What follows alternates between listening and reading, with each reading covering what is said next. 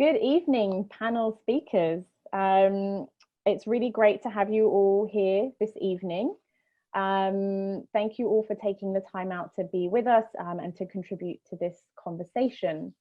I'd like us to start off by introducing ourselves. And maybe we can start with Leena. So could you share a bit about yourself and what interested you in participating in this panel today? Sure. My name is Leena Pendharkar, and I have a short film called Awaken playing in the festival. Awaken is about a daughter caring for her mother with Alzheimer's. I've made many shorts and a couple of features. My last feature film was called 20 Weeks, and it deals with a couple that whose baby has a health condition at 20 weeks in utero. So I've dealt with some tough subjects. Awaken is no different. And I wanted to be on this panel because I think the discussion about challenges, mental health, mental illness in the South Asian community is a really compelling one. So I wanted to be able to participate in that discussion. So thank you for having me. Thank you. Thank you for being here. Jazz? Hi, my name is Jazz Virk. Born in London, England. 1969, so I want to put that in there so you know where I'm coming from with the generations that have changed over the years. So I go, that's key to know how I grew up there and here. And I have been a professional filmmaker for 30 years now, making commercials, many music videos. Most of my career was directing music videos in the English world, and then obviously in the Punjabi Bhangra world, moved to England for 10 years, worked in India, traveled the world. So I've experienced different, the South Asian groups from across Canada, the States, UK, and then India. And when I retired, 2015, I am now working on my 4th feature film. So back to back, I've been doing feature films that deal with South Asian subject matter in a genre. Instead of me just doing a PSA on the things I wanted to discuss about our culture, our traditions, our heritage, and the, let's say, the violence and all the atrocities that happen and the hypocrisy, I'll do it in a genre, and I've done genre films in the suspense, horror categories. And they're all, 2 are finished. And the short film that I did last year to take a break from the feature films dealt with trauma, mental health, my mental health, my addiction to alcohol, me coming clean, me dealing with bipolar. And this is like the closest thing to being honest about where I am. And that took 50 years to get there. Thank you for sharing that, Jazz, and thank you for being here with us this evening. No, thank you. It's a pleasure. Bobby? Hi, my name is Bobby Dhillon. I am the founder of SetNet Toronto. We happen to be the largest South Asian networking group throughout Canada itself. And a lot of what I do is bringing South Asians together on different forefronts. And typically, it all started off as a professional group, but then what we ended up doing afterwards is we ended up getting ourselves involved into more societal-based discussions, societal-based, cultural-based discussions. So I think there's a lot more to the professional community, because I think that when it comes to mental health, well-being, should be something expressed among the professional community altogether. As we were snowballing and finding our way within the professional space, we came across many interesting discussions and many interesting causes that I think that the South Asian community needs to shed more spotlight on. And the big one being mental health, because mental health can correlate to many different things. As Jazz mentioned before, it can deal with, obviously, substance abuse. It can deal with, family. It can deal with, it could deal with status, society. It can deal with so many different things. Reputation is kind of the one that I always look at. And why is it such an important thing within the South Asian community? Why is it important for us to care about what other people think? And I think that it's important for you to be you. Break out of your shell, express yourself, and have the conversations that are worth having, because when you have these conversations, it will alleviate any inner pains that you're going through. And also, you will also create a community within your own circle, and you will be a part of these discussions that affect many others. A lot of the things that we consider to be taboo are nothing new. If you really think about it, it's nothing new. We're just not talking about it. So these are just certain things that I want people to break out of their shell. In terms of what I'm currently doing right now, I currently host a podcast called Mental Dominance.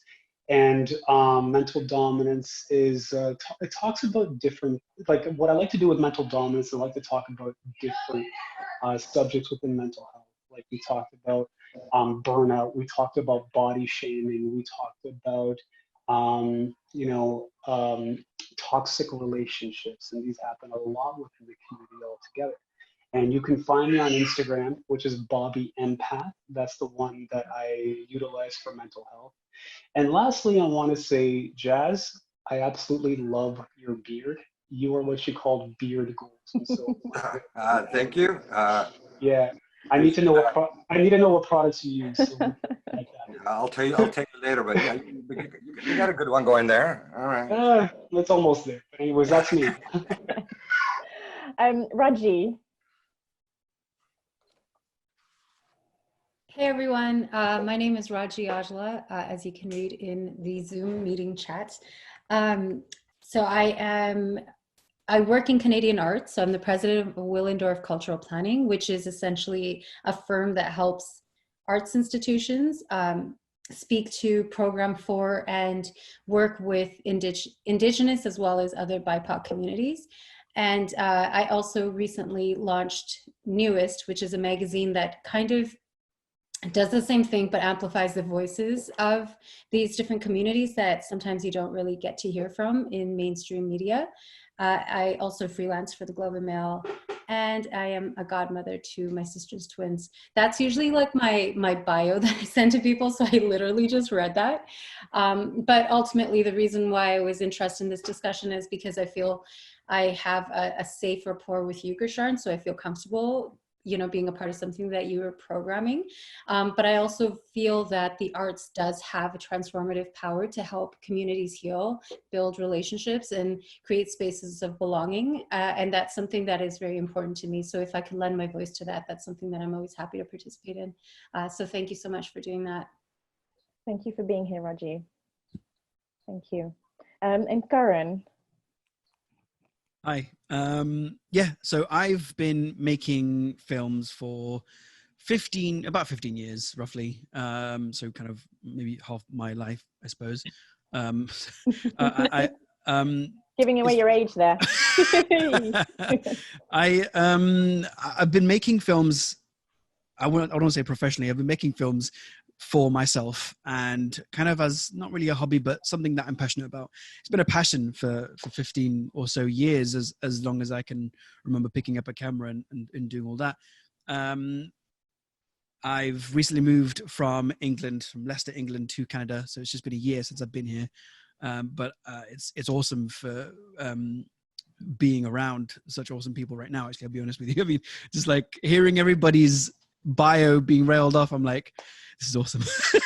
So this is kind of a huge experience for me. This is my second film that's actually got into a festival. So I'm incredibly excited to be a part of this panel, and I'm so excited to share my film with the world, I guess now, which is weird to say.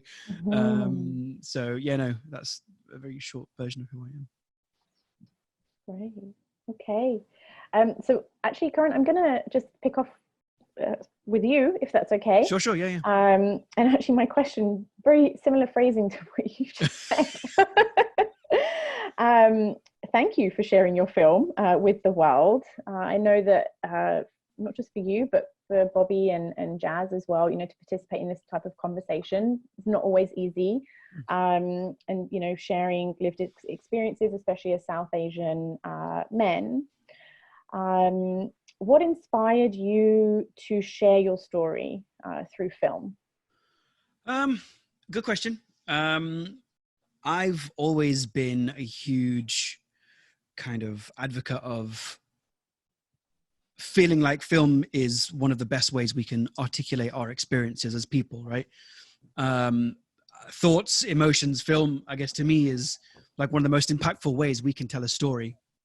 And especially like you just mentioned it, is the idea of a South Asian male, let alone just a male talking about mental health openly was difficult to find.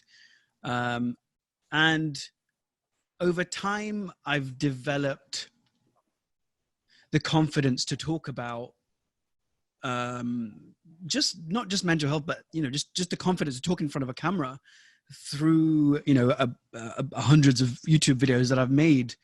But I wanted to talk about something important for a change. It's always been fun and lighthearted stuff, but over time I discovered that obviously anxiety, mental health, depression, everything is these things are such an important topic to talk about, but I never talked about them. It was always done through a fun lens and whatever. And when I make my videos on YouTube, my intention was always to make people feel lighter, happier even. And so the documentary was kind of an evolved, mature version of the videos that I'd made, and instead kind of focused on telling people that it was okay to suffer from mental health disorders, and it wasn't actually a disorder, like the name actually says, and like we're here every day. So the experiences, my own experiences, and hearing and talking to people, and slowly beginning to understand what it meant to have anxiety and suffer from low mood or whatever it is. I started to understand the importance of that, and I needed to communicate that in the only way I knew how, and that was through film. Great, thank you. Thank you. Leena, a similar line of question here. I think for you, I really want to start off by saying thank you, Leena, for sharing this story about Alzheimer's through the lens of a caregiver. This is something that I've not seen within the South Asian community, but as a professional working in the field, I know that there are a number of elders that are suffering from Alzheimer's and dementia and so on. Thank you. Thank you. Thank you for programming it. It's a hard topic, and I don't think a lot of people want to talk about it. So it's a challenge to make, and I often make films that deal with challenging subjects around women's lives, and it's not always easy, so I appreciate the forum. Mm-hmm. What inspired you? What was it about this story for you that needed to be told in this way? Well, so my mother-in-law has Alzheimer's, and my husband is mostly a caregiver. And of course I'm supportive and I help and I do what I can, and my in-laws live within a couple miles of me in Los Angeles. And I think the story was really inspired by this fleeting thought that I had one day where, my mother-in-law doesn't, in the short term, her memory is going, but she will suddenly tell these stories from her past in India. And, that just kind of struck me and it stayed with me. And I also had this thought of when you have a parent that has Alzheimer's, they're no longer the person that you knew. They eventually become a different person and somebody that you don't really recognize.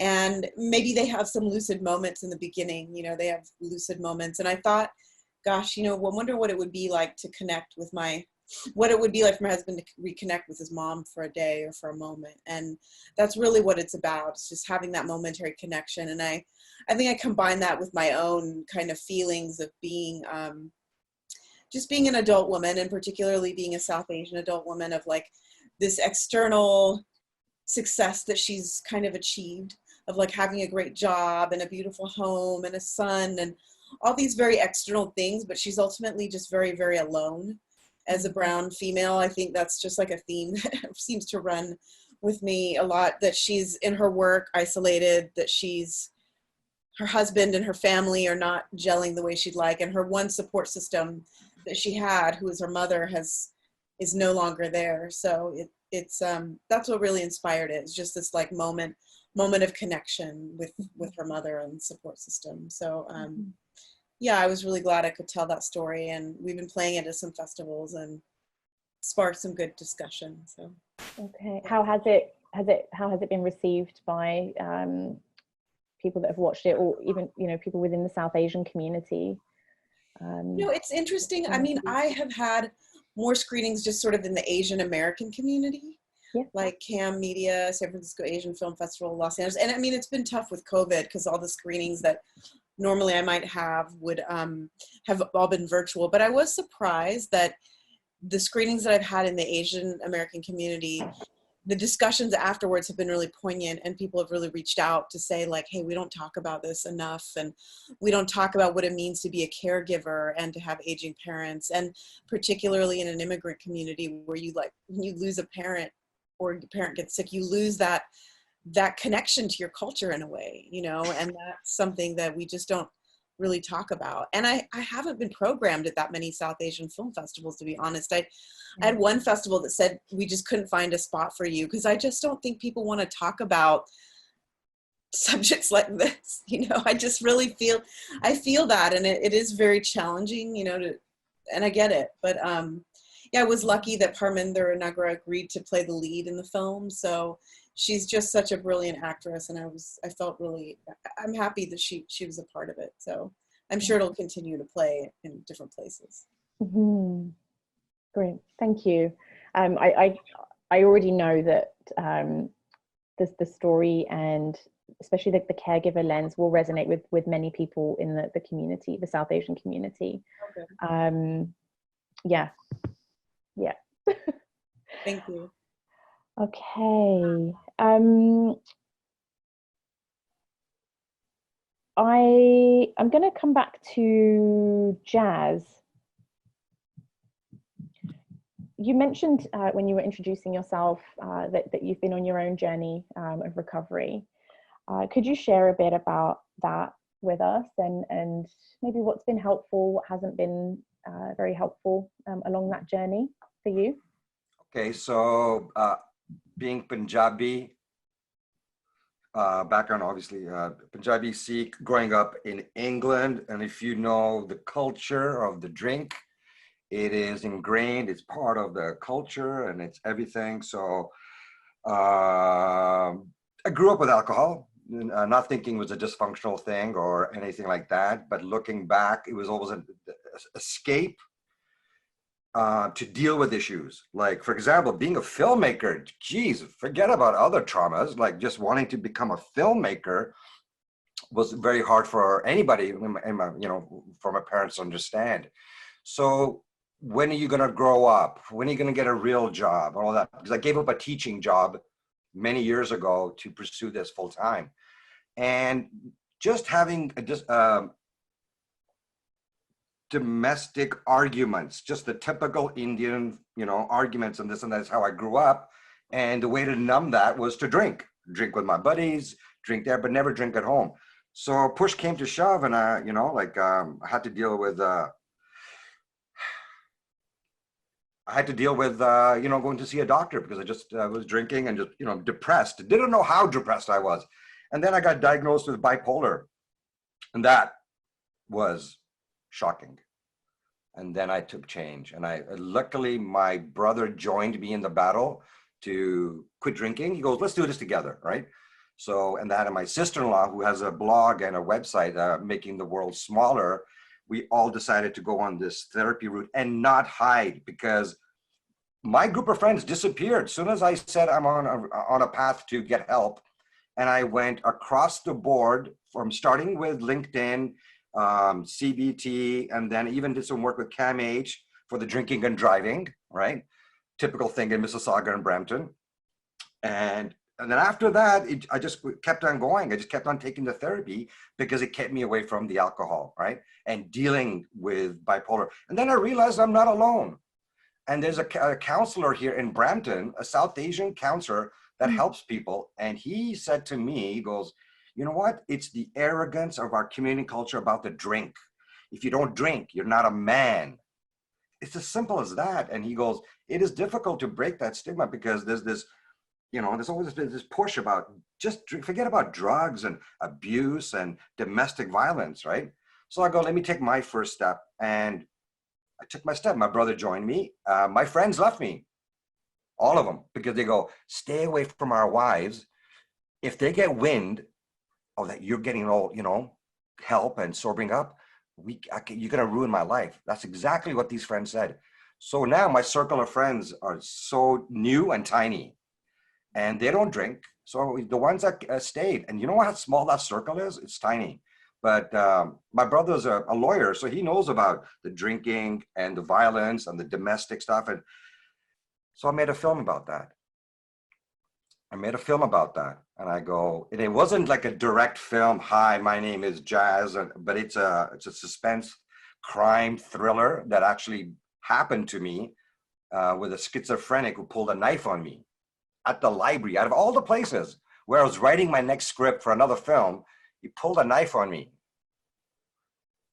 And whatever transpired in that 30 minutes, I did it for verbatim. I couldn't tell the story without people saying, you just got to shoot the film. They go, just shoot the film, verbatim. So the easiest script to ever write, just from the beginning to the end. And obviously I changed the characters, the location. I had to make it feasible. I'm not James Cameron. And so that film I finished. Now, I'm not sure if you got a chance to see that. Did you see it yet? No, I haven't. Oh, you haven't? Okay. No, So no. I sent it to IFFSA, and we're doing the sound mix. I sent it quickly. I had no idea that I was going to be running it because I was preparing my feature film. Yeah. And so, so that film, and I look at that film, I'm like, wow, oh boy, that's pretty honest. And so I talk about these things, but from a entertaining point of view, right? From a thriller point of view, and along with all the short films and feature films I've done, all my personal experiences and things that I want to change in our communities and express, it's underlining theme. It's like read between the lines. So I make horror films with blood and gore and all these wonderful things, to the point Sonny Gill goes, Jazz, I can barely watch your films. He goes, this is like a family event. I go, well, this is what I do. And it's a genre. So you go in watching a genre. So the non-South Asians can enjoy it as a horror film or a thriller. And our South Asian people, if they want to watch my films, they can see the underlying themes that I deal with. And I deal with the themes like I don't hold back. I do not hold back in about the abuse to women, all the things that we hear in our communities across the world. And this was because, I just got to deal with it. And I'm talking about Alzheimer's. My dad has dementia, and dealing with that, I moved back home from England. I lived in Birmingham, working on music videos and stuff. And I left my production company in the UK to come back to take care of my family and get a chance to see them. And so that's been a journey for my mother more than anybody. And so I also did a film about that, and I called that short film Rewind. It's about memory and how we want to hold on to stuff. What would we do to hold on? And so that's another short film that I forgot that I made. What role have these films, and the one that you've talked about in particular, the one from last year? It's called A Haunted Addict. The Haunted Addict. So what, if any, role did making that film play in your healing and your recovery? Well, you know what? Coming to terms and talking about it with friends and family is one thing, but to make a short film, it's a feature, it's 30 minutes long, to actually literally, go, all right, this is, they're going to say, Jazz, this is not your typical thing. This, this is a very different film. And that was key. And it helped because if you're going to go through this process of therapy and help, you got to start. And luckily I'm a filmmaker. I'm in the public eye. I'm in media. So why would I not want to help other people understand that, we're not alone, and it's okay to deal with and talk about it. Talking about bipolar, depression, and alcohol openly, we need that. You have no idea how badly we need that as the men in my community who are just nuts about it. They won't talk about it. They don't have a problem. Bobby, did you have anything to add to what Jazz is saying about South Asian men and conversations about mental health, vulnerability, and being open about mental health. So Yeah. Yeah. Sorry, Bobby. Yeah. Okay, I wasn't sure, but Jazz, I'm not sure if Jazz wants to finish. No, I'm good. Okay, no worries. Yeah, when it comes to men and mental health, I think we need to be a little more honest with the community altogether. Actually, Jazz said something that you really nailed it on the head when you said this. When you said that when you were seeking help, your friends were starting to disappear. And I just think that's a very valid statement that you made, because when you want to grow, you have to leave some people behind. And I'm a firm believer of that, is that now the conversations that I want to have are the conversations that I want to grow, or the people that I want to connect with, or the people that I want to grow with and improve. A lot of the friends that I've had back in high school, like whenever we get together, we're still friends, but it's not a case where I'm actually dying to see them. Like, we're in COVID right now, but I'm not going to be FaceTiming them because I just don't know what to talk about anymore. I can't grow with these individuals anymore because I have to, find what's going to help me as an individual. But that's beyond the point what I'm trying to say. But in terms of having the honest conversation, extremely, extremely important. And I just think that we need to kind of be a little more upfront about being, of actually having a good identity of what we want to do and what we want to become versus what other people want us to become. For example, if I had a nickel of how many times people went to school, they went to med school to become a doctor, but didn't come out and become a doctor. That happens a lot. And, if people want to pursue their dream, whether it's a filmmaker or an artist or whatnot, these are specific, these are passion-based occupations that where people are going to grow with. And so that's kind of being a little more open about the whole topic altogether. But when it comes to men specifically, it's funny to know about how many men do not want to have the conversation. They want to, but they don't know what to do. It's funny. Actually, no, it's not funny. I shouldn't say that. But whenever I'm doing my little snippets on Bobby Empath, I get approached by a lot of men. Men DM me. Men contact me because I'm another man who's talking about mental health, and they feel that they could connect. And I think one topic that is kind of common, and I don't know what it is a topic of heartbreak. Men who are in a relationship and are either divorced or went through a divorce, or they've been dumped by a lover. They're going through a heartbreak, and of course, what do they do to numb themselves? They drink. Or they try to find things to do to keep their mind off of things, but it's a temporary solution. But they're not making the right step. They're not taking the right step necessary for them to get over things and to get over the hump. See, when it comes to drinking and stimulants, these are short-term solutions. It's not even a solution. It's just a short-term fix. It's not even a remedy. So you have to find a path on giving you that long-term remedy and having yourself to recover from something. I'm pretty sure we might have all been through that. I've been through certain situations where I had to, find the long-term solution on something. And it's not an easy road to take, but drinking is an easy road at the end of the day. There's a saying goes where, and it's something, have you ever been to a family party where men are on one side and the women on the other? And the men are drinking and they're eating chicken or whatever it might be. It sounds like a very traditional South Asian gathering. Yeah, it is. It's always exactly. It's always the man who doesn't want to drink ends up getting the most hammered at the end of the night. Why? Because he's pressured. He's pressured into drinking. And that's exactly what Jazz was saying before, is that because it comes a level of, oh yeah, you're not man enough to drink. Come on. Or, hey, I'm drinking tonight. I'm driving tonight. That's okay.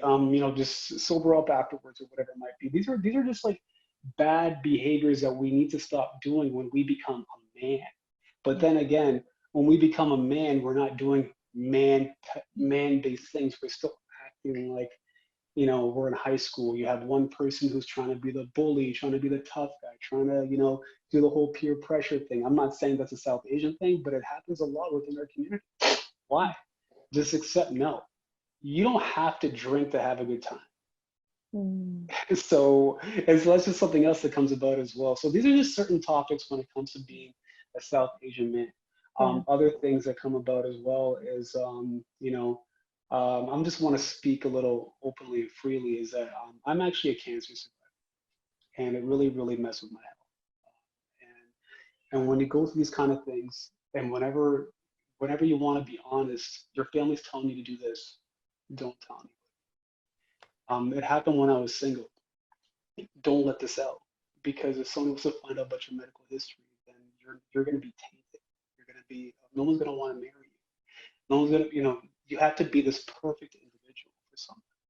And so that's another case that comes about with South Asian men. I want to tell you I don't want to take too much time, but I want to tell you a personal story about me and about being the South Asian man and dealing with mental health. When I got married, I spent a month at home after I got married. And then then after spending a month at home, I found a job which was a high pay rate closer to my wife's family. I ended up living with my wife's parents for 3 years. Me too. And imagine, yeah, and imagine going through that. Imagine going through that as a South Asian man, that you need to be the man, you need to bring the wife home. And then ever since then, my wife has been a little estranged by people within my family. Now I keep her away and protect her and kind of say, okay, fine, we don't need to go to certain events if you're not wanted. And I guess this is not really this is not a heartbreaking thing, but but I understand. But to this very day, my wife does not want to change her last name because the people who have the same last name as her don't respect her. So she's saying, why would I want to do this? As a man, I want to align with that, be equal with that, and understand. So that's my story. Mm-hmm. I lived with my in-laws for 6 months. My wife couldn't hack it here. I didn't know I had a dysfunctional family until my wife moved in. And then when I moved in with her family, where's the screaming and yelling? Honestly, I'm like, right? Like, where? I went through the exact same thing, Jack. Oh my God, I my don't parents. change my name either, even though I've been married for 20 years. Yeah. I just don't believe in it because I don't believe in it because I think that South Asian women, like our mom's generation, they're asked to change their first name, their last name, move, their identity is completely taken from them. And so for me, I just said, I'm not doing that. Like, I'm not taking my own identity away from, not that your name is everything, but I just felt very strongly about that like, I just choose not to change my name because I don't think it's just symbolic for me of all the things, the patriarchal society and patriarchy in South Asian communities. And I really dislike that. So that's like been a thing for me too. 100%. Thank you for sharing the other side, Leena. Sorry, I had to just jump in. I cut off the discussion about the families, but no, I feel it's hard because I have 2 daughters now, and their middle name is my last name, and then their last name is my husband's name, which is fine and it works. But it is, there have been times when I thought, gosh, I should change my name because it is, I want to have the same last name as my daughters. But then again, I also just I don't like that system. It just doesn't work for me. And in Los Angeles, there are plenty of women who don't change their names. So yeah. Raji, did you have anything to add? I mean, not from the men's perspective at all. I mean, definitely break this system of patriarchy down. I'm with you, Leena. But I suppose the closest the proximity I can share with the men on this panel is that my brother is diagnosed with schizophrenia, and caring for a loved one was by far the hardest experience of my life. In fact, many times I even just wanted to give up on him. And I think that, to Bobby's point, there's a period when everything's just hush hush, like don't speak about this, like very problematic behavior. It's going to ruin our reputation and whatever else. And then it gets so bad and untreated that then when a family, especially an immigrant community that doesn't have a good command of the English language, are going to try to get a diagnosis, then, there's barrier upon barrier just to get into like a mental health, not only just education, but, a system of care. So I had to intervene the first time when my brother tried to kill my dad a few years ago. And it's the hardest thing in the world to be sitting on this side of the country while your parents are out in the West Coast, and to have a phone call like that while you're at your office and all is well in your life here that you've created and fought for, because life back at home was such a shit show.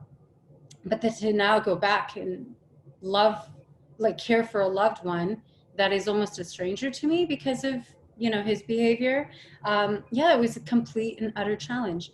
And I think that I never associated substance abuse with the mental health, but I certainly saw, in terms of the alcohol and its association with your manhood or whatever that machismo thing could be. Mm-hmm. But I found with my brother, you know, he was a professional boxer. He had a horrible heartbreak, was, you know, smoking weed at a very young age. And there was just so much that was lending itself to this diagnosis. But I think now that a few years have passed since his diagnosis, my biggest association and empathy towards him is that our families, especially, and I can speak on behalf of South Asian families that are from Punjab and, you know, Sikh and of a certain caste or something, there's so much at play here.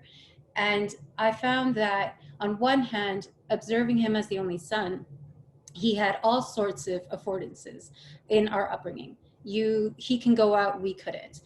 He can, you know, do boxing or whatever he really wanted to do, go and party, whatever it was, he was afforded to do that and we weren't. But having said that, when he would come home, he was babied like crazy. Everything was done for him. His laundry was done for him. And so when you're raising a son to be a man and make choice and have agency and be a successful man, but then you're coming home and being babied, I think that that would seriously F with you. And I see that a lot now with other people, and I'm just like, don't do that. Like, if you're going to have children and that's a responsibility, you have to raise your children with the lens of equity and, you know, equality and all the other things.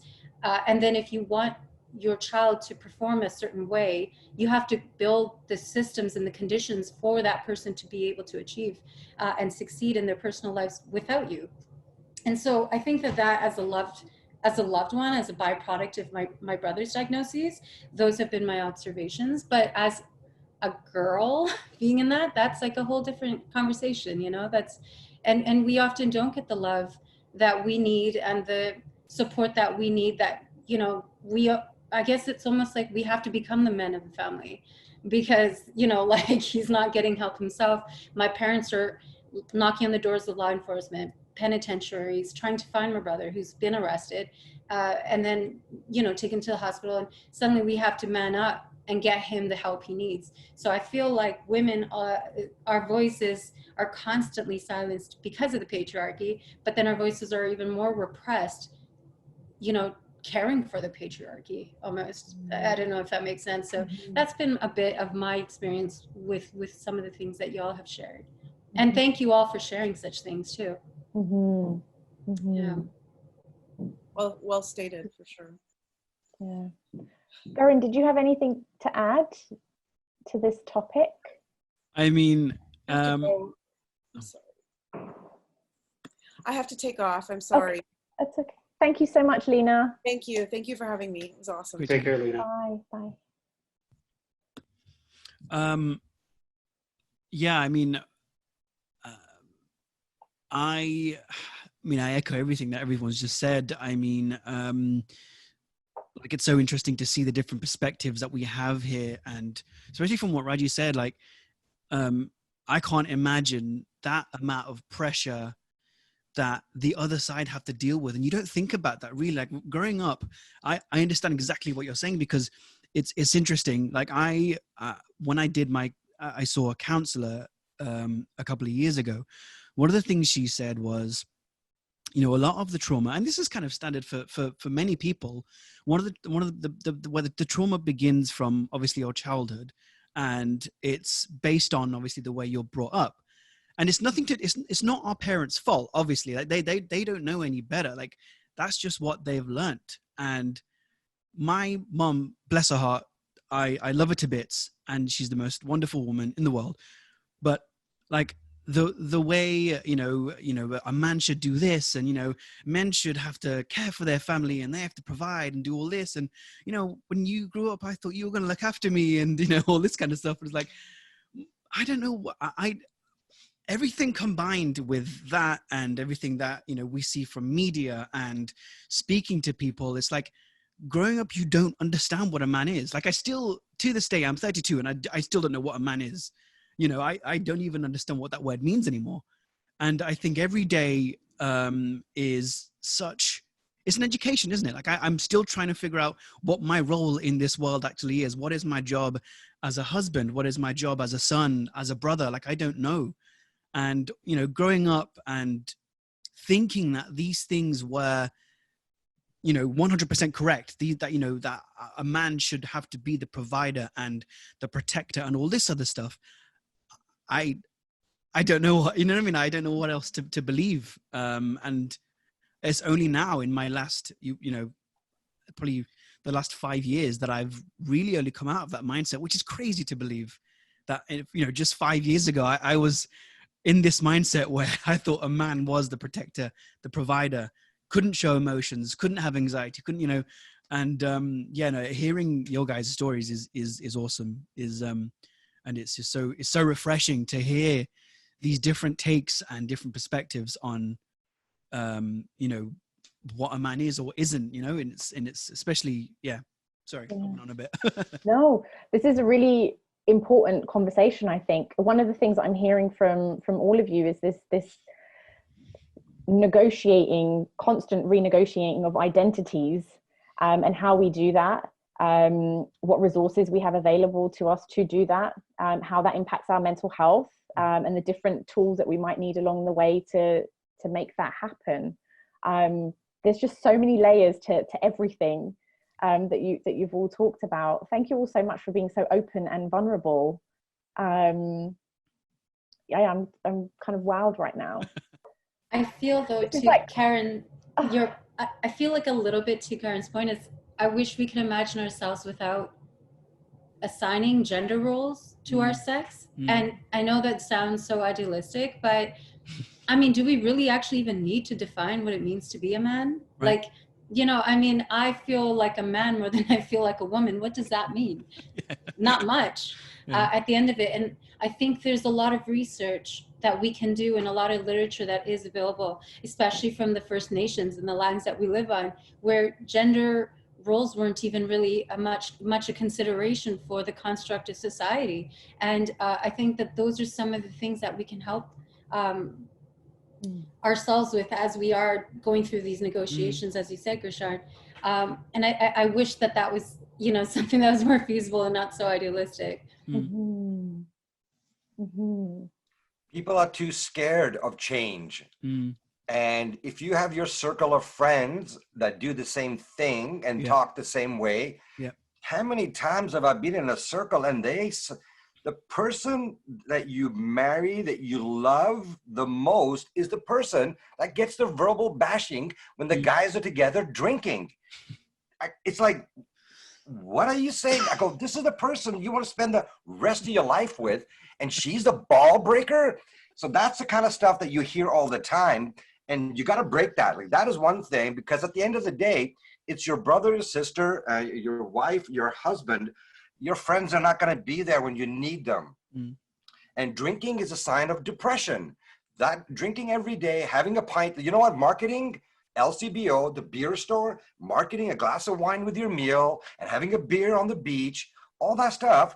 If you go into a beer store, go to a convenience store, look at the labels of cigarette packs, okay? They've got them locked, chained. You have to like open and, marketing, and nobody sponsors it. Cigarettes are bad. Go to a beer store, not a single sign saying all the problems alcohol is going to cause. Maybe one sign saying, don't drink when you're pregnant. That's it. So look at the government making so much money from going, you know what? Let them just drink and we'll market it that way. Now, look at that. Go. And that way, the liquor store shocked me. I'm going, this is where I spent every other day for a lot of time. and there was no signs, there's no pictures. Look at the wine bottles, there's no warning. Cigarette packs, warnings galore. And my films, if you see the way I'm talking, like I'm restraining to keep the PG-13 in here, is just the way these people, you know what, there's one thing, hold on, I'm gonna whisper it to you guys. My parents don't know I have bipolarism. I haven't told them for the same reason that Bobby said. They go, if anybody finds out, my dad had 5-6 strokes, my mom goes, don't tell anybody. You got to change that. And I'm doing it through my films, and I'm talking about it, and I'm going to speak loud, and I'm going to speak the loudest, and I'm going to get in trouble for speaking that loud, but we got to change this. You know, we need to. I didn't know that I could live without alcohol. I had no idea that I could have a good time. Maybe even a better time. You seem like you're like super living large. And well, you know what? Alcohol and music was a thing. So if I have my alcohol, I could like my music. So you can see my speakers. I got a home theater, and I go, well, you take the alcohol away, how am I going to have fun? So I have a Alexa in my washroom, in my shower. I have more fun with the endorphins from just music. I'm 17 months sober, 17 months sober. And thank you. And the good thing is my brothers joined me. Yeah. And a couple of other friends of mine have joined me. My friends have joined me, and the other ones have left me. So either you're gonna join and go, you know what? My wife and I are, you know, discussing this. I go, come, you know, I go, we can ask anybody, ask the Punjabi guys, you know, if they've gone for a coffee. If you're from Surrey or, you know, Mississauga or Brampton, ask anybody if they've been inside of Tim Hortons. Probably not. Yeah, there's definitely alcohol has a it's in the fabric of our community, and I think it kind of stems back to, you know, Punjab and like our histories and India and colonialism. I think there's, you know, that's a whole other conversation. I want to just pick up on stigma and discrimination within our communities, within our families. Actually, you've each kind of touched on that within our social circles, which is interesting to me.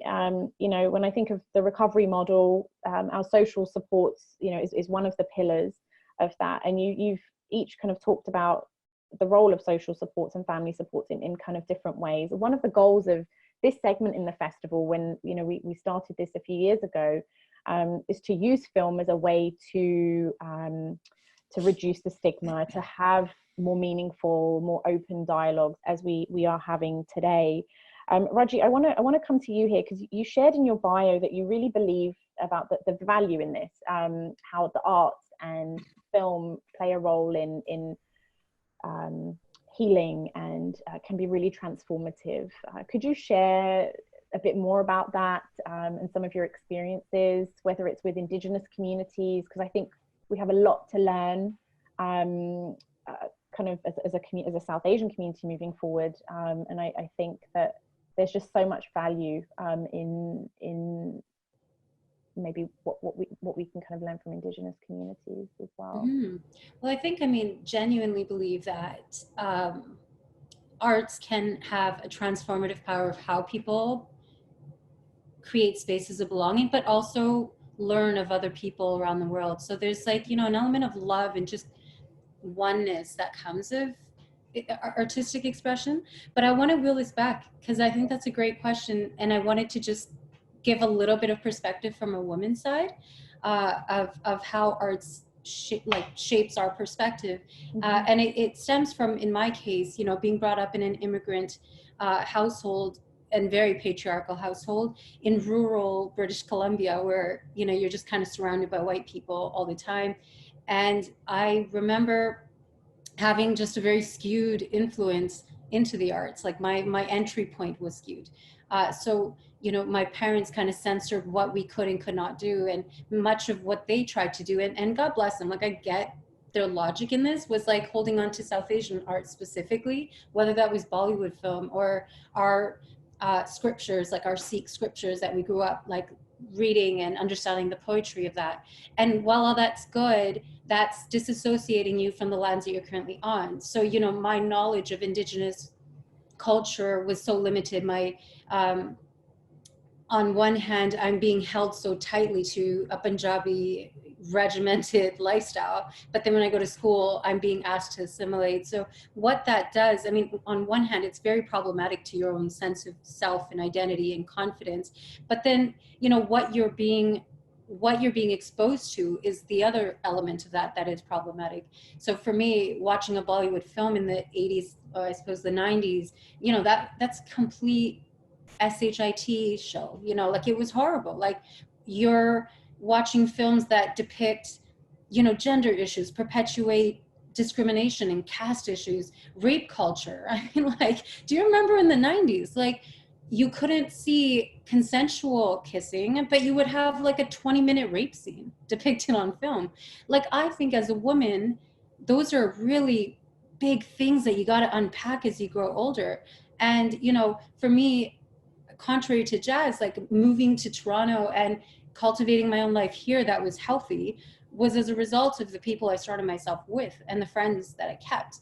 Rather than being close to family, which became increasingly detrimental, I realized being away from them was what could have saved my life, and in fact did save my life. So I think that my, you know, sangat is everything. Like who you surround yourself is so important. And I think that I've somehow always been this supreme weirdo that was around artists and the maker community of the city. And as a result of that, I was exposed to what, you know, was a part of the fabric of the cultural economy, you know, in Ontario.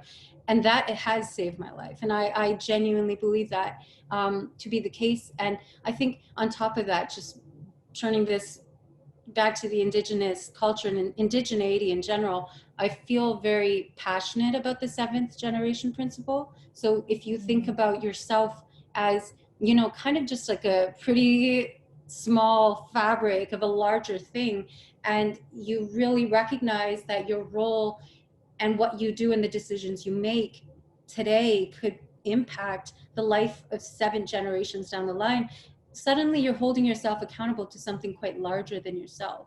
And I think that when you think about that in the context of arts culture and how you want to work on yourself, those are some like pretty strong accountability partners that keeps you fascinated, curious, but also playful and, you know, wanting to live a life of meaning and substance. So I think as a woman, there's been so many parallels between like what I was running away from, what I was running towards, and not really having a holding ground where I could just simply exist.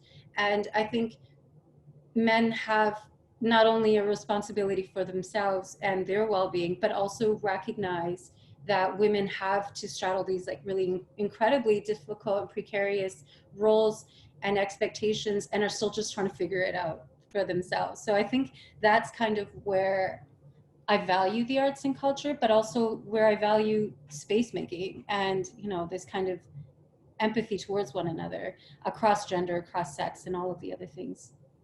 So sorry, long-winded way to really deliver a message for my girls out there. Can I just step in for a second? Sorry, because I wanted to just talk about this really briefly, especially what Raji mentioned as well. When it comes to patriarchy and the things that we were taught in Bollywood, and honestly, like some of the movies that I used to love when I was a kid, I can't watch that shit anymore. Excuse my language, because I'm just like, how the hell did I enjoy watching this garbage? Because when you get older and start to look at the things, and I go, okay, so I have 2 boys.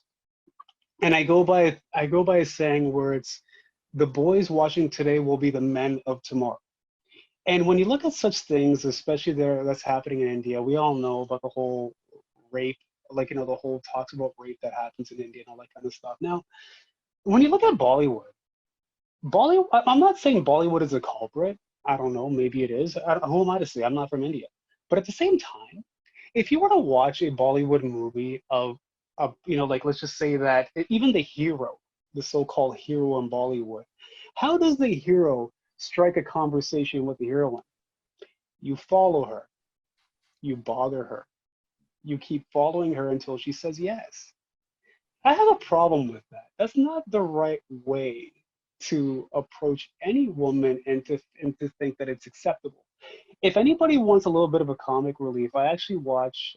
I'm all about like looking back at regressive Bollywood trash, and but also looking at the messages that are portrayed and how it's taught upon the youth within Bollywood trash altogether. There's a vlog that I watch. It's called Tried and Refused, and they talk about a lot of regressiveness that happened back in the day. And the funny thing is that a lot of regressiveness happened with some of the most the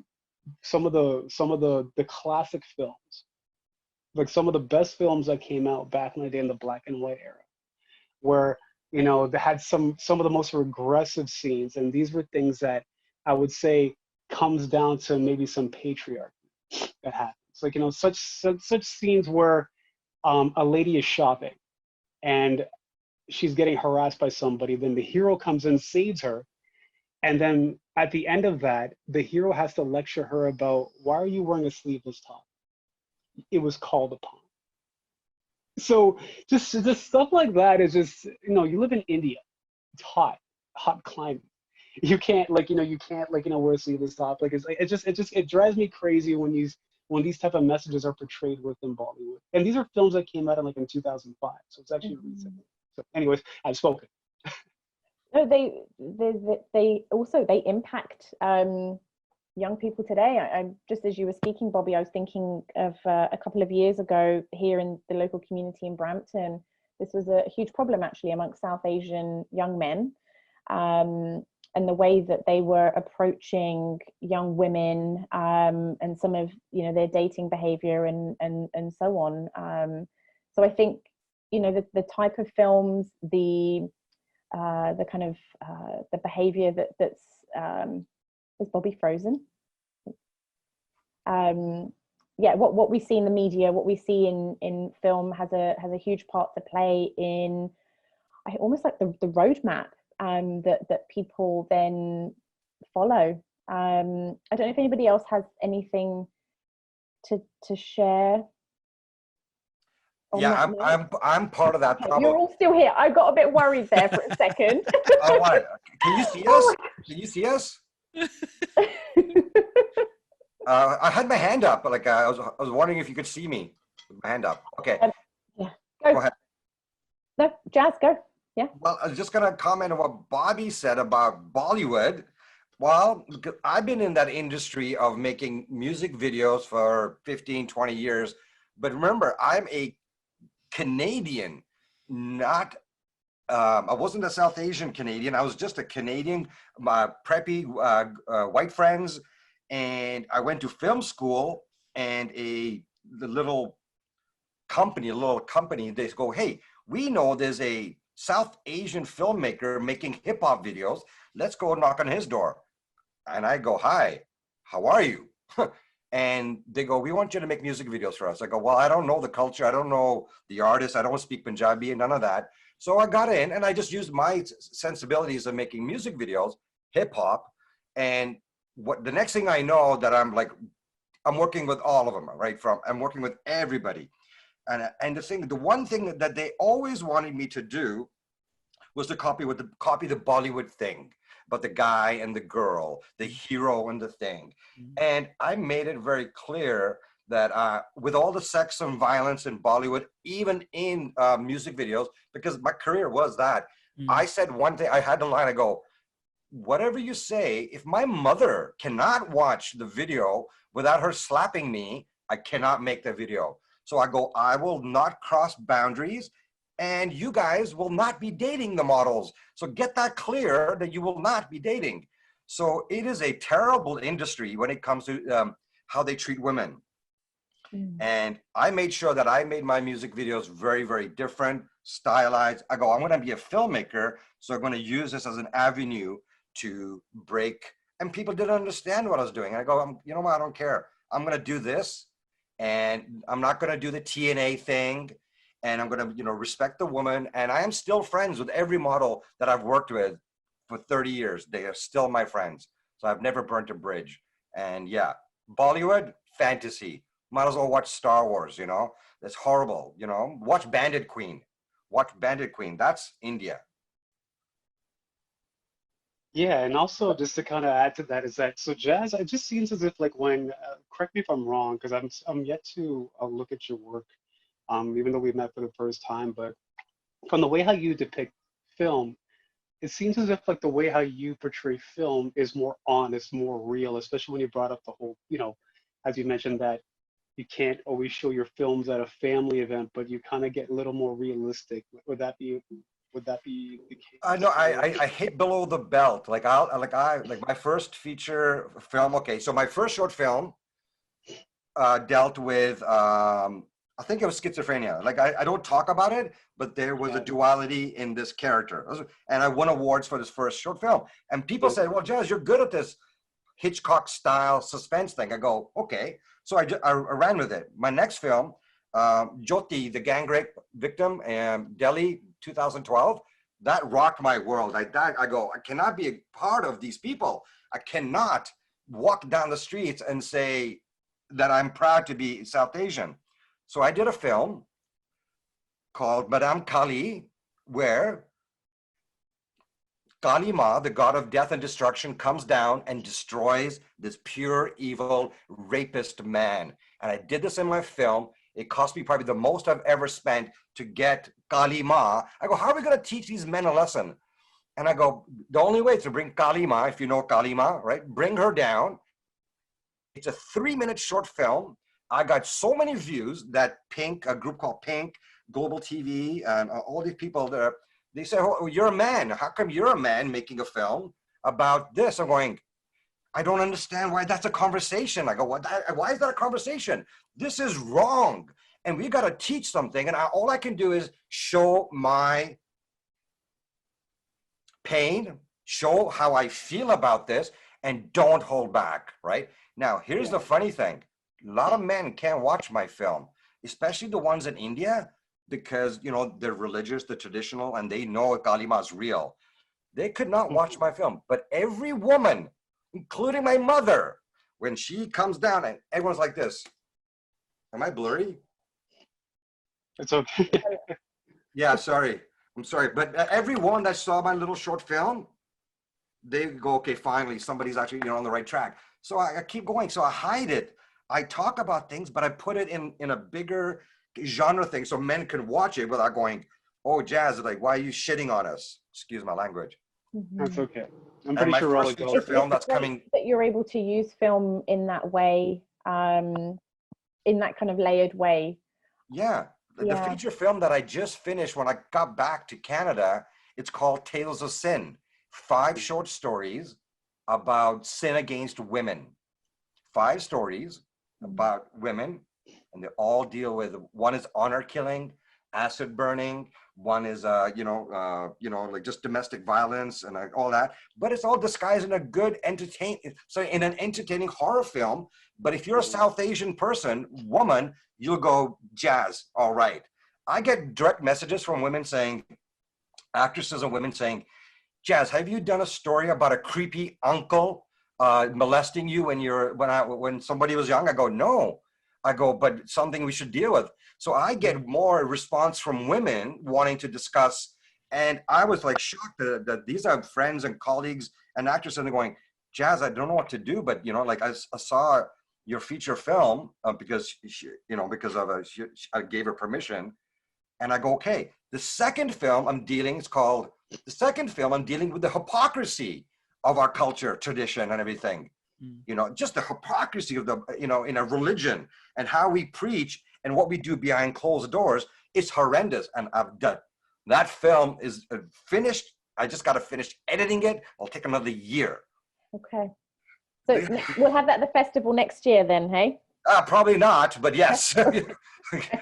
It's called, the title of the film is called, forget it. I won't go there. But yes, so I'm so passionate about making sure that we got to change. I got a nephew and niece, and they're watching. The next generation, the teenagers of now, are the ones that are going to make the change. We got to lay the groundwork and accept everything, and we got to just lay the groundwork.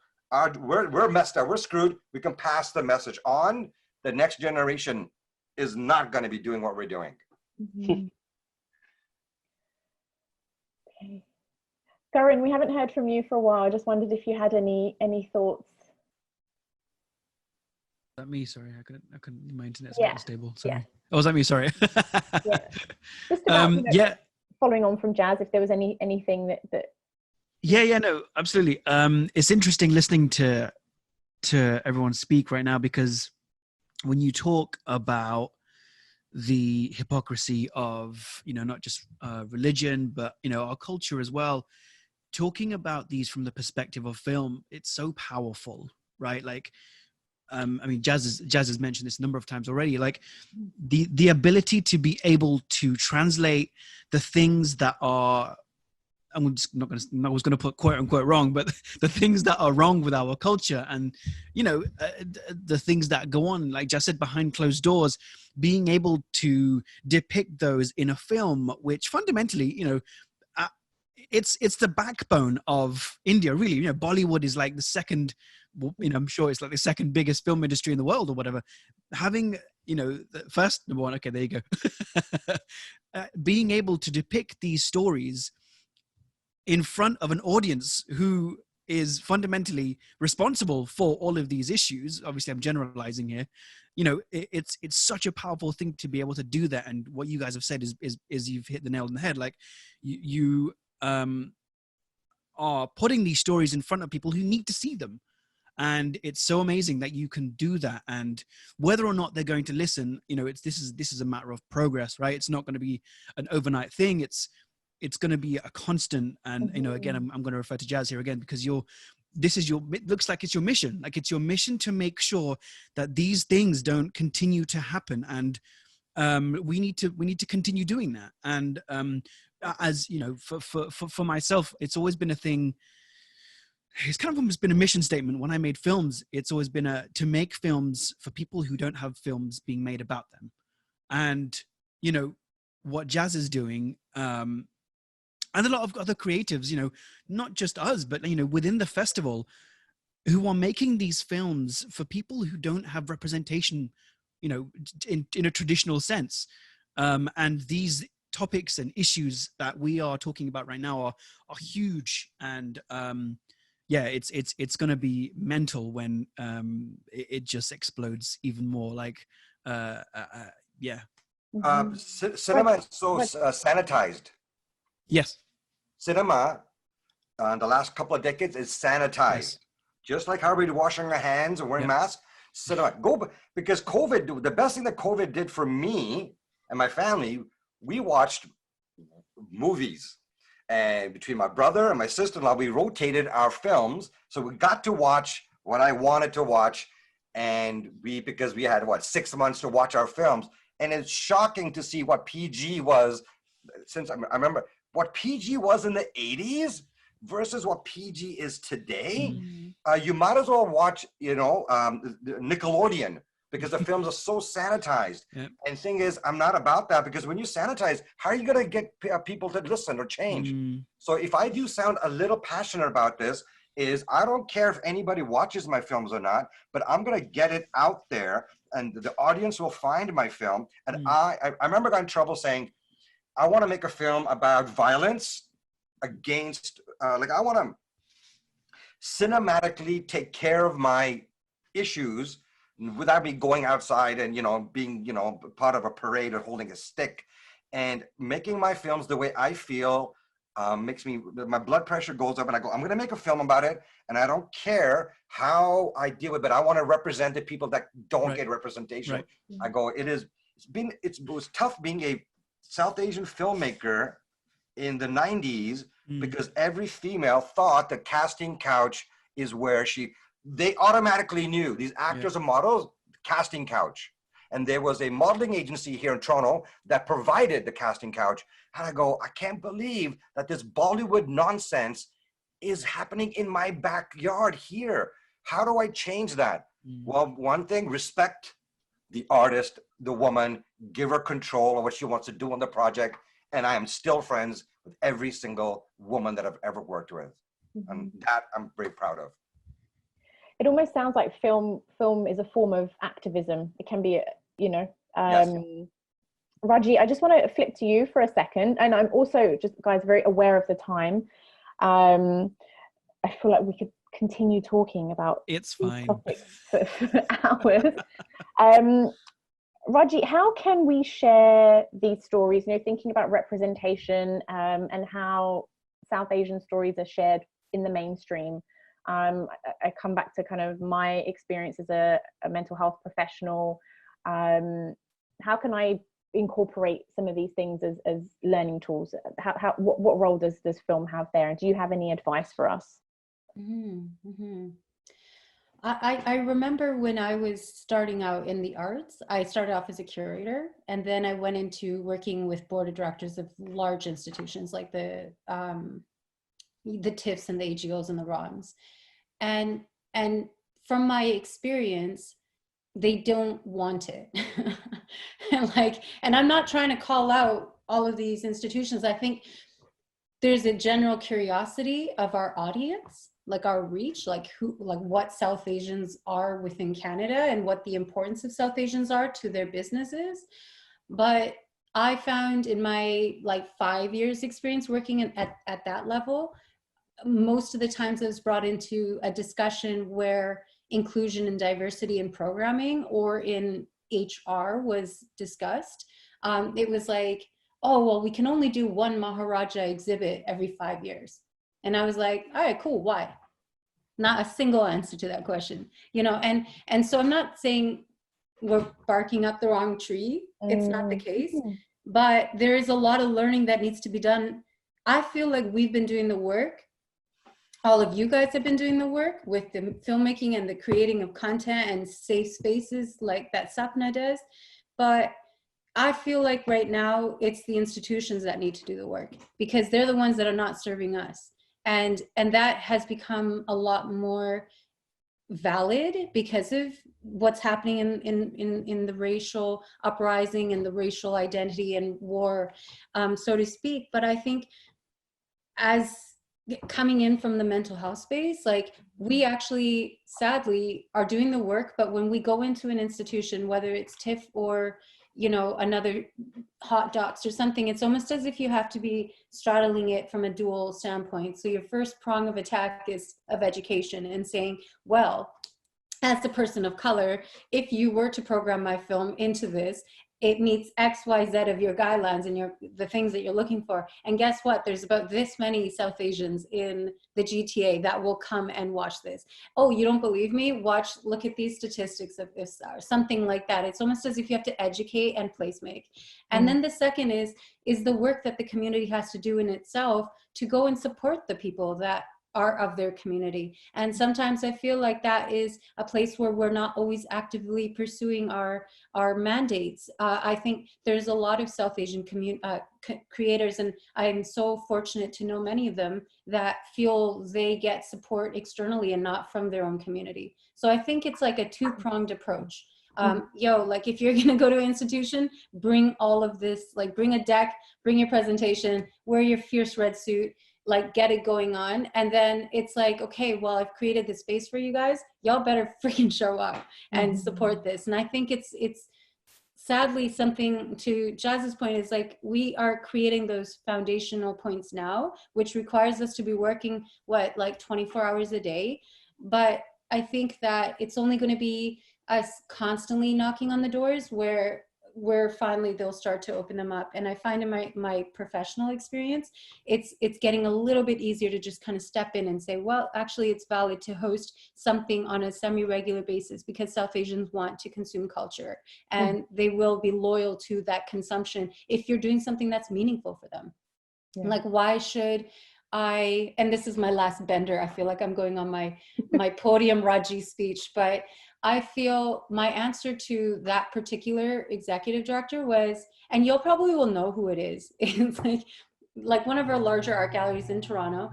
And they're like, okay, I want people like you. And I was like, okay, well, begin by not ever asking that damn question again. What does that mean? You want women? You want millennials? What, you want people of color? Or you want South Asian? What are you asking? Or am I different than you? First of all, that was kind of what I was met with. And then second, when they said they can only program one Maharaja exhibit a year, they didn't have the answer to why. When I asked, why can't you do something that is reflecting me more regularly in your programming calendars consistently? And when they can't answer that, then that's the place where I think we have to, it's almost like we have to credentialize why that's a good business proposition. And that's always like the last bit of my Rolodex, is make the business case for it. So I think those would be the three. It's like the creating of the space through education, supporting community internally as well to show up when you built that space. And the third and final resort is that credentialization and saying, well, if you do this and you make this step, or you integrate a diverse board of directors to govern this institution that is serving the public but not representing the public, here's the data to show you why this is a good idea. And then I think that that's usually the way I kind of go about my plan of attack. But I'm like also like just kind of, you know, testing it out as I speak, because I'm always just trying to figure out what we can do to extend that table for one another. And I think we still got to learn that. I think that goes back to it's our generation's work. Some things are working, some things are not, and it just depends on a myriad of things. Any advice for the next generation of BIPOC artists and filmmakers? A number of you touched on expectations from parents and so on with regards to profession and you know, where young people should be heading in terms of their career. Any advice there, Raji? I think that seek your truth. You know, I think we could do anything we want, but if we don't know what our own truth is, our own internal compass is telling us to do, we're going to be doing all the things that are externally expected of us to do, which is only going to mess with our own sense of self and our own sense of impact and meaning in a real wholesome and potentially detrimental way. So I would say put in the work to figure out what your truth is. And if that means getting the help you need, like from mental health, is like from the mental health perspective, or getting the help you need because you're being violated sexually because you're a young woman in a patriarchal South Asian home, seek help, find your truth, and then express it. I mean, not all the time. I'm not saying be vulnerable all the time, but express it in the way that feels right to you. So if that means that you want to be an artist or a creator, and your truth is that you want to have a creative output of your self-expression, freaking do it, because we're here to support that. Like, that's our generation's work. And I often, after a talk or something like that, or a panel, like I'll get an influx of messages from young women usually, and they're just like, yo, I got this idea, I want to create art on a sneaker. And I'm like, yo honey, let's do it together, you know, like how can I help you? So I think it's like, yo, you find your truth, you put in the work, don't care about the likes, don't care about the external validation as much as we are growing a society to be caring about. And then once you figure that out, then yeah, express yourself and see what happens. But just don't care about what people are saying externally. I think that's a very important message for Sadi next beat, like our next generation. Yeah, I one of many, but that would be the biggest.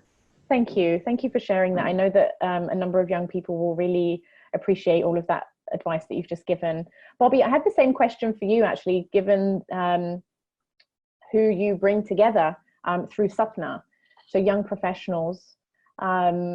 Any advice that you would have for youth that are looking to get into the arts? Yeah, so in regards to youth, and the advice to give to the youth altogether is that we need to work together. And I'm just speaking in terms of being Punjabi. And so I think that when, particularly South Asians, well, South Asians, particularly Punjabis, I feel that we can naturally be competitive. And I want to be very candid when I say that, is that we can naturally be competitive. So having said that, I think that it's important for us to, you know, open doors and come together as a community, and also thrive as a community by, you know, being part of these conversations and, you know, networking and, you know, sharing like-mindedness. And I think this might have been a challenge, you know, years ago, because it was really hard finding another person that was just like you from a professional standpoint. But the more conversations that we have, and the more doors that we can open for one another, and the more that we can, you know, give advice on how to thrive within your profession is really important. I'm pretty sure, like, when Jazz was becoming a filmmaker, like I'm guessing you, like, was it difficult for you to find a mentor, being a filmmaker? There was, oh yeah, my mentor was from the movies that I grew up with. And then when I did find my mentor, he was Canadian, because there was nobody in Canada at that time, right? Sure, sure we have the Deepa Metas and that, but no, yeah, mentors. Like, the thing is, that's the thing. We don't have those role models. We look at it from films, give us moral value and role models. Stupid phone. Yeah. Because mentorship is really important as well. And I just think that, like, when looking at my parents, and they came here with a mindset where they had to do what's best for your children, but then they didn't really come here. Well, at least my parents didn't really come here with the mentorship. And they got the help that they needed, but they weren't able to get the career advice for them to thrive. To this very day, I never knew what my dad always wanted to be. Maybe I should ask him. But my dad, he came to Canada. He became a bus driver, and he was looking for side income projects for him to help his children. And I think this is really important. I think it's also, when coming up, when being born here, it's I guess when you try to rebel and want to, like, be something that your parents do not want you to be, because it's your passion, that's really important to pursue. But as I gotten older, I then understood why parents became so protective of why, hey, you can do better than this. You can become a doctor, whatever it might be. And I think the reason why they're so protective is because they don't want to take a risk, because they gave up so much. So they don't want you to take that risk. But then again, if you don't take that risk, you won't grow. So I'm a firm believer on, these kind of things, on, taking risks, but also making sure you find the right mentorship and the right people and being part of the right conversation. That's what's going to help you thrive as a community, and that's what's going to help the person thrive as a professional. Karan, did you have anything to add? Yeah. I mean, it's interesting listening to, again, I've said this before, but listening to these different perspectives, because I'm very fortunate that my parents were incredibly supportive of me wanting to make films and wanting to pursue this path. And even my sister, she always said, just do what you want. Like, just don't worry about what anybody else says, and just make your stuff and just do what you want to do. And that was refreshing for me, because all the stories I'd ever heard, all my friends I'd ever spoken to, they, not there's anything wrong with any of this, they'd followed the route of being an accountant, or going into medicine, or being a pilot and all this other stuff, and that's all I'd really known. And when I became of age where I wanted to choose what I wanted to do, and I said, I think I want to make films, and my dad was like, just do it. And I was like, that's awesome. It was so refreshing. And honestly, I don't know what else I would have done, to be honest with you. I think this is the more videos I make, and the more stuff I do, and speaking to people like you guys, it just further drives home. I always remember the conversations I had with my parents, and my mom always said, like, can you make money from that? And then my dad always was the one to say, yeah, like, if he does it enough, like, he'll make money from it.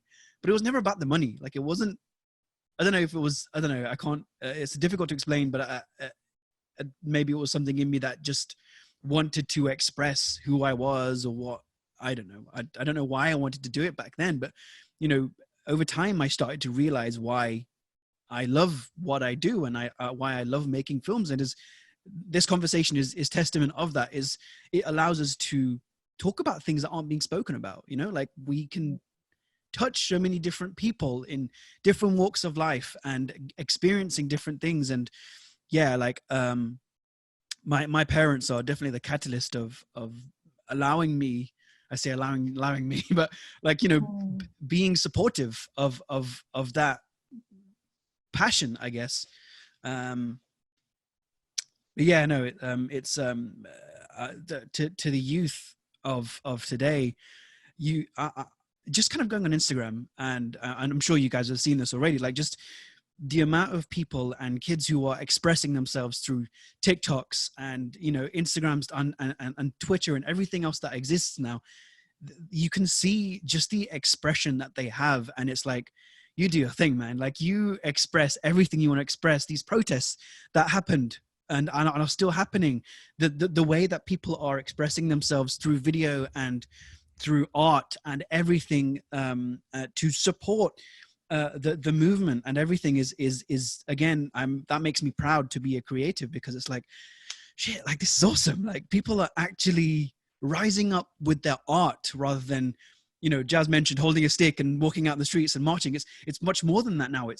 They're expressing themselves through creations, and that is huge. It's huge. And that, I mean, I said this at the beginning. I said, you know, film is one of the best ways we can communicate a message. And I'm excited to see what comes from the next generation of you know, creatives and stuff, because shit, man, like, they're gonna make so much awesome stuff, like especially, you know, the stuff that's happened, you know, with George Floyd and or all the protests, and, you know, that's going to be a catalyst. It's going to be a huge catalyst of a new batch of kids who just want to express themselves. Yeah, man, it's exciting.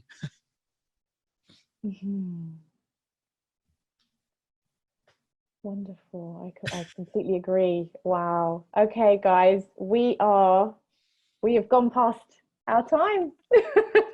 I didn't even know what time. I didn't I even know know. we were supposed to do this. We've been on a real journey together. I feel we've gone from talking about lived experiences, the films that you've made and contributed to over the years. We've talked about patriarchy, misogyny, machismo, all of the kind of the range of mental health issues that exist within the South Asian community, the stigma, the discrimination within our family units, within our social circles, what has been helpful in recovery, what hasn't been so helpful, and how, and what is, and the role of art, the transformative power of art and film and creating, and how that can bring a sense of belonging to others, and how the messages can resonate with others. From my heart to all of yours, thank you so much. This is just the most richest conversation I think I've been a part of for a long time. I thank you for your vulnerability, and for sharing so openly with us. Any final words from you before we close today? Jazz, you go. When's our next session, our therapy session? It felt a bit like that. Yeah, I have to say, there was a point where I wish I was on the panel and not the person asking the question. I just want to add, like, I just heard some comments from everybody. I just want to just say that me coming to grips about film and my new life, I realized that you must ask the question why. If you want to be a filmmaker or even life dealing with our culture, ask why. And my nephew and niece ask so much why. If I don't have an answer, I can't help them, right? And then we must explore that. So why are women treated differently from men? Why are you doing this? Why is that, right? The why is so important for us to embrace. And also the honesty. Like, I don't have a filter anymore. So it's so terrifying. I had to speak to my sister-in-law. I go, I don't have a filter. She goes, well, you've been on this journey about coming honest and true about it, and you're just going to have to go with it. Just watch the F-bombs, right? And the lies. You know, if you can combat the lies, the why will combat the lies. And art, if you look back at the history of cinema, the cinema tells you the truth, not the history books, because you could see how men and women and social interaction between like the 80s, the 90s, the Bollywood cinema from the 70s and onward, it tells you a truth, might be in between. but it's clearer than that blurriness that I am right now. I agree 100%. And also I just wanted to add, thank you, Gursharan, for creating this and putting this panel together. I think the work you're doing is incredible, and, you know, however we can help, like, let us know, because, you know, it begins with that mental health and well-being. 100%.